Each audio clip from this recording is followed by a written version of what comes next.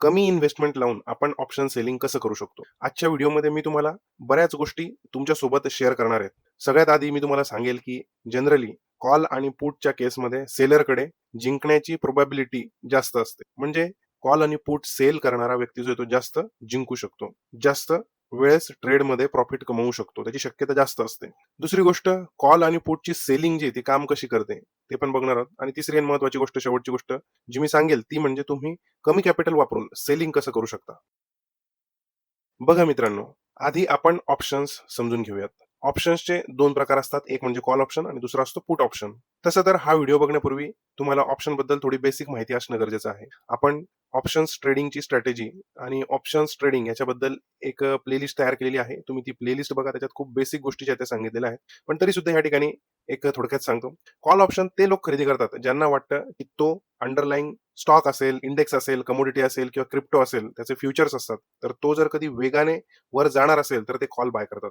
कॉलची खरेदी करतात. म्हणजेच जेव्हा तुम्ही एखाद्या गोष्टीचा कॉल ऑप्शन घेता, उदाहरणार्थ निफ्टी निफ्टी आता 24,000 ला चालू आहे. हे एक फक्त उदाहरण आहे, कुठलंही रेकमेंडेशन नाहीये. तर तुम्हाला वाटतं की निफ्टी आता खूप वेगाने वर जाईल किंवा जाऊ शकतो. तर तुम्ही काय कराल? तुम्ही निफ्टीचा कॉल जो आहे तो ऑप्शन तो बाय कराल. पण इथे जो कॉल ऑप्शनचा बायर म्हणजे खरेदी करतो आहे, त्याच्या जिंकण्याचे चान्सेस जे ते फक्त 33% असतात.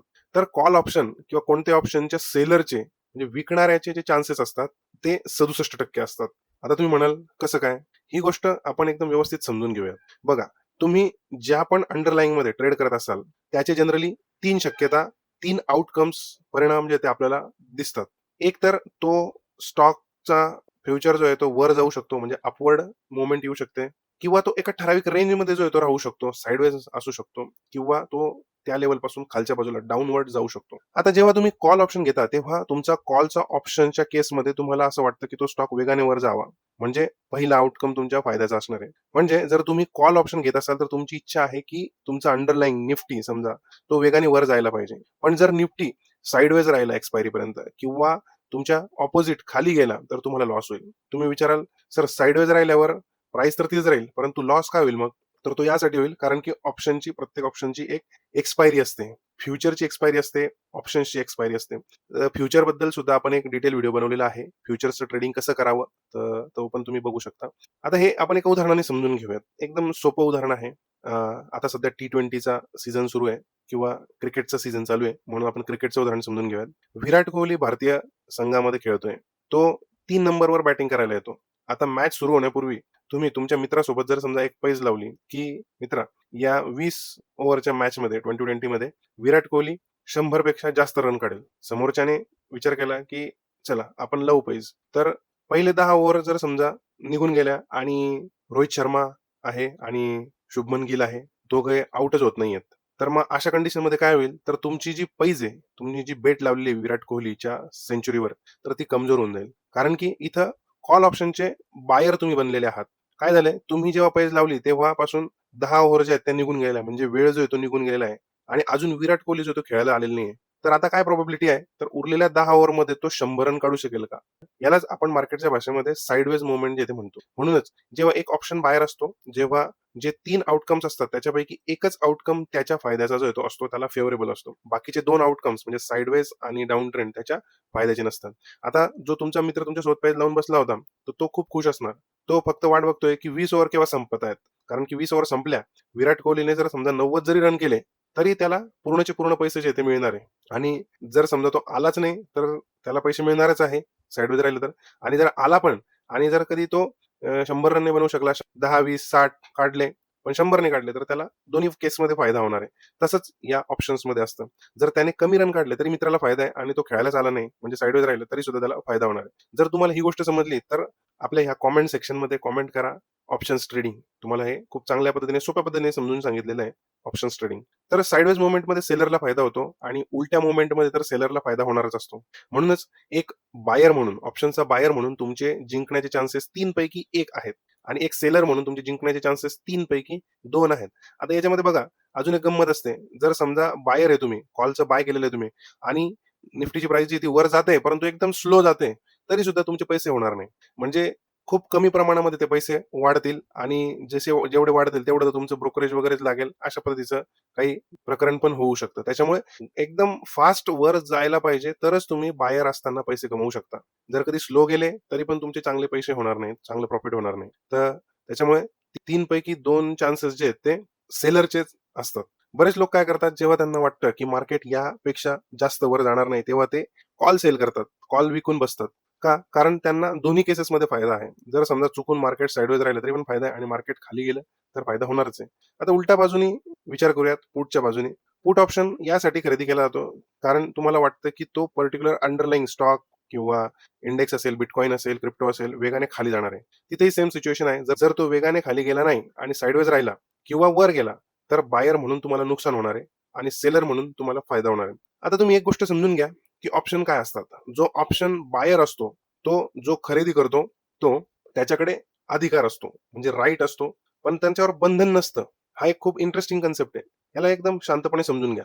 व्हिडिओ थोडा मोठा होईल, परंतु चालेल. व्हिडिओ तुम्हाला व्यवस्थित समजला पाहिजे, त्यासाठी थोडासा मोठा होणारच आहे. बघा, अधिकार असणं आणि बंधन नसणं हे आपण आता समजून घेऊया एका उदाहरणावरून, एका आपल्या डे टू डे लाईफ मधल्या उदाहरणावरून समजून घ्या. समजा तुम्हाला जमिनीचा एक तुकडा आवडलाय, तिथं सरकारचा एक चांगला प्रोजेक्ट येणार आहे आणि मार्केटमध्ये त्या प्रोजेक्टची खूप हवा क्रिएट झालेली आहे. तुम्हाला माहिती आहे, की या प्रोजेक्टमध्ये जो प्लॉट येणार आहे, तो जवळपास एक ठराविक गुंठ्यांचा प्लॉट जो आहे, तो 50 लाख रुपयाच्या आसपास असणार आहे. जर तुम्ही एका ब्रोकरकडे गेला आणि म्हणाला, "एक काम कर, हे ₹50,000 घे आणि आपलं टोकन अमाउंट आहे, मला एक प्लॉट जो आहे तो बुक करून ठेव." ठीक आहे. आता जो रेट आहे आपला, तर त्या रेटवर आपण तो भाव जो आहे तो फिक्स करू. टोकन अमाउंट आपण त्यासाठी देतो, की आपला रेट जो आहे तो फिक्स राहणार. तर मला अधिकार दे आणि हे पैसे घेऊन अधिकार दे, की आता मार्केटचा कोणताही रेट निघू दे, मी हा प्लॉट तुझ्याकडून 50 लाखातच घेणार. जेव्हा जेव्हा पण ही प्रॉपर्टी ओपन होईल, समजा जेव्हा पण ती विक्रीला सुरुवात होईल, तेव्हा आपण ही प्रॉपर्टी जी ती घेऊ. ती 50 लाख रुपये त्याचा आपण रेट आज ठरवून घेतलेला आहे. एक चांगली प्लॉटिंग येणार आहे, तर आता तुम्ही काय केलं, की ₹50,000 चा प्रीमियम देऊन तो अधिकार खरेदी केलाय. म्हणजे ॲक्चुअल तुम्ही काही खरेदी नाही केलेला प्लॉट, पण त्याचा अधिकार खरेदी केलाय.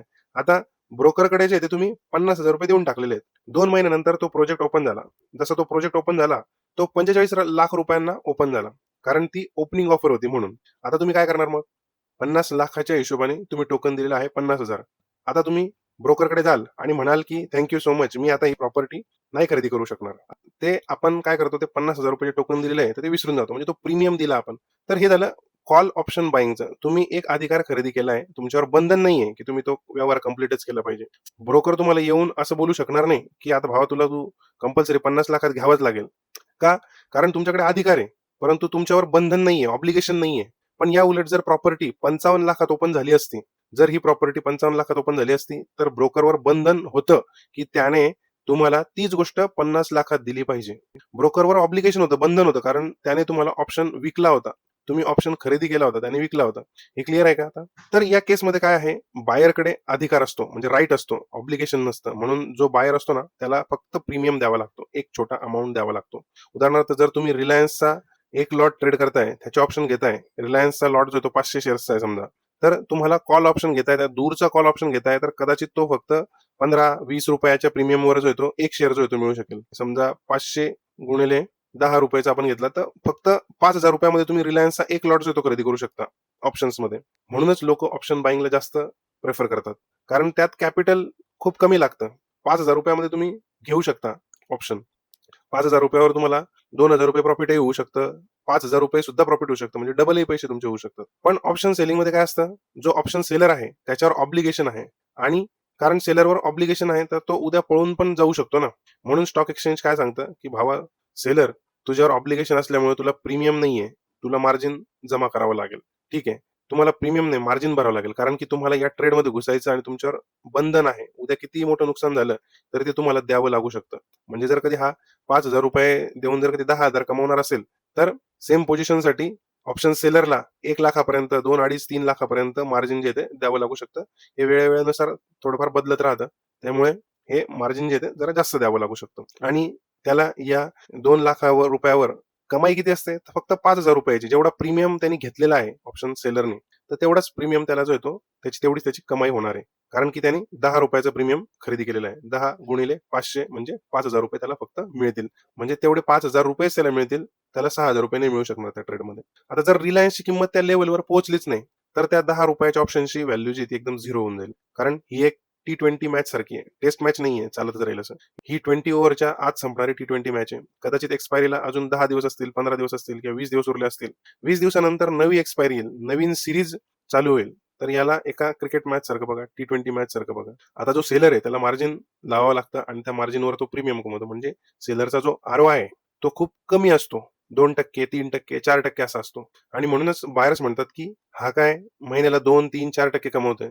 मी तर 50% कमवेल.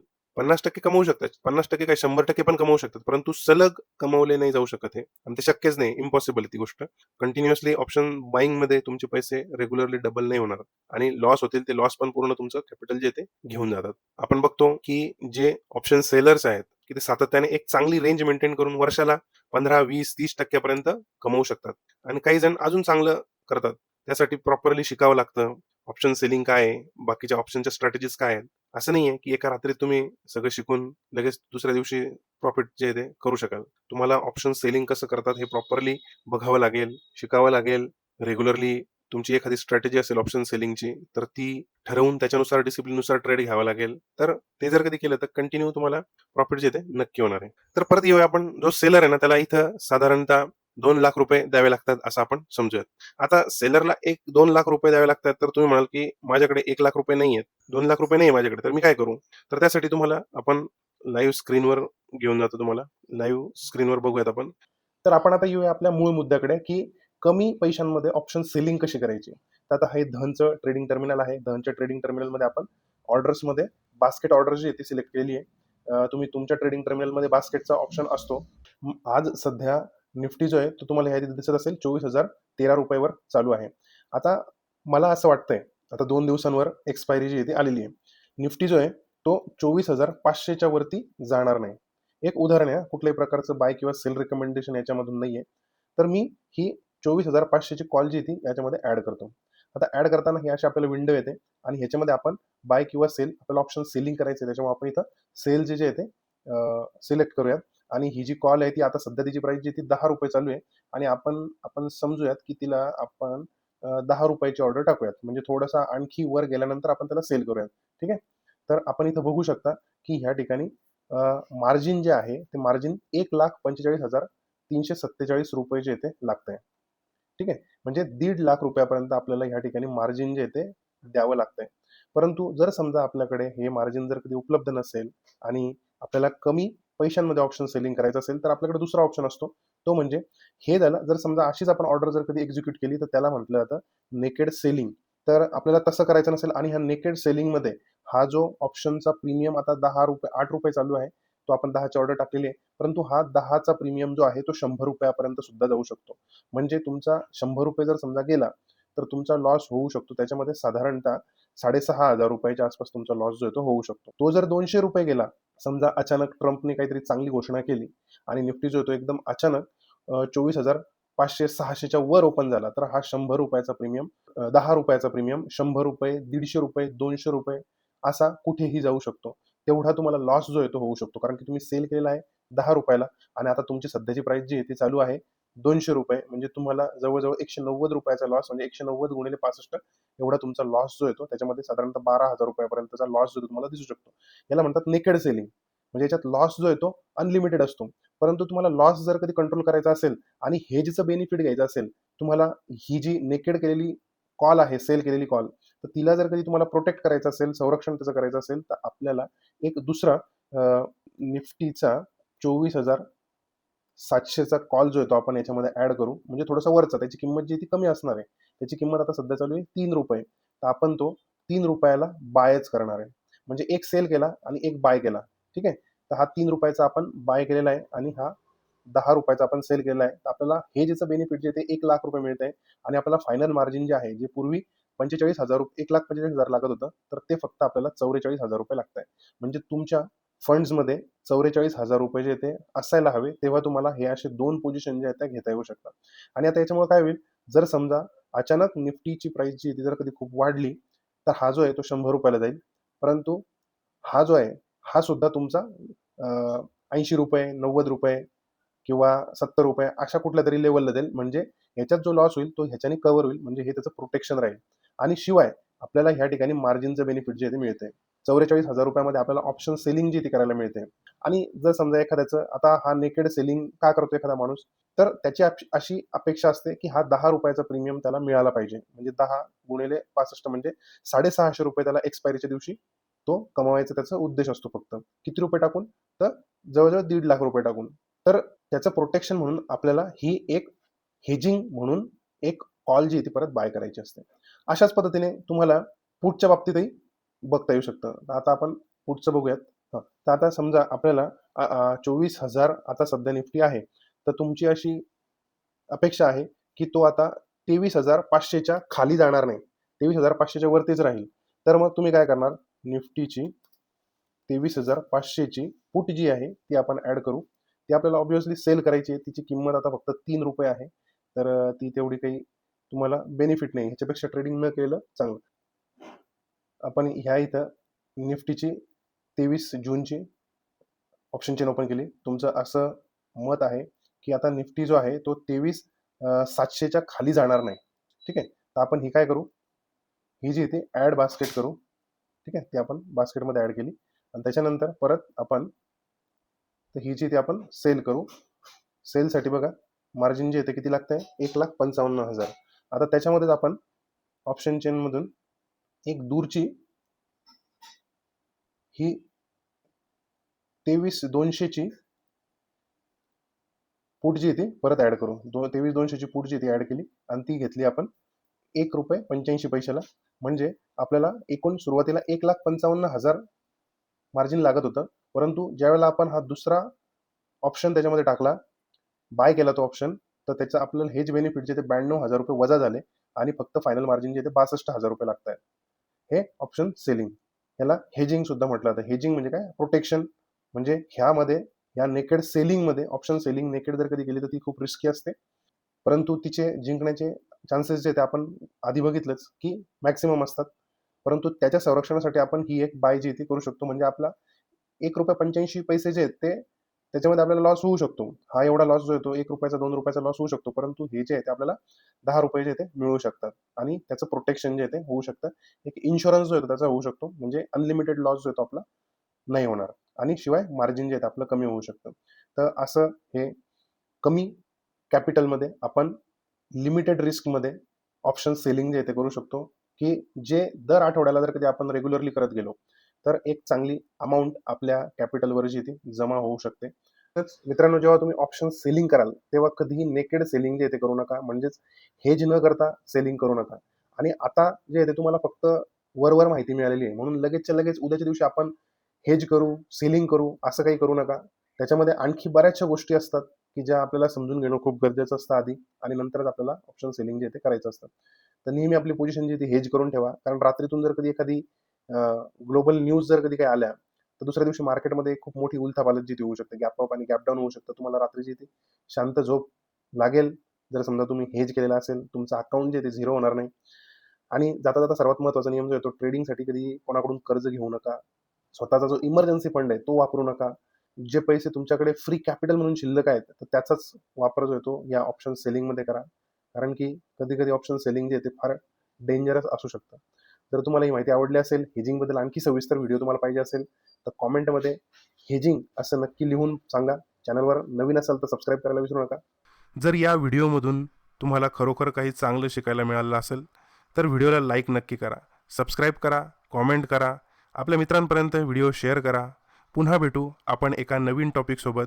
शिकत रहा मायबोली मराठीतून शेअर मार्केट मराठी. जय हिंद, जय महाराष्ट्र.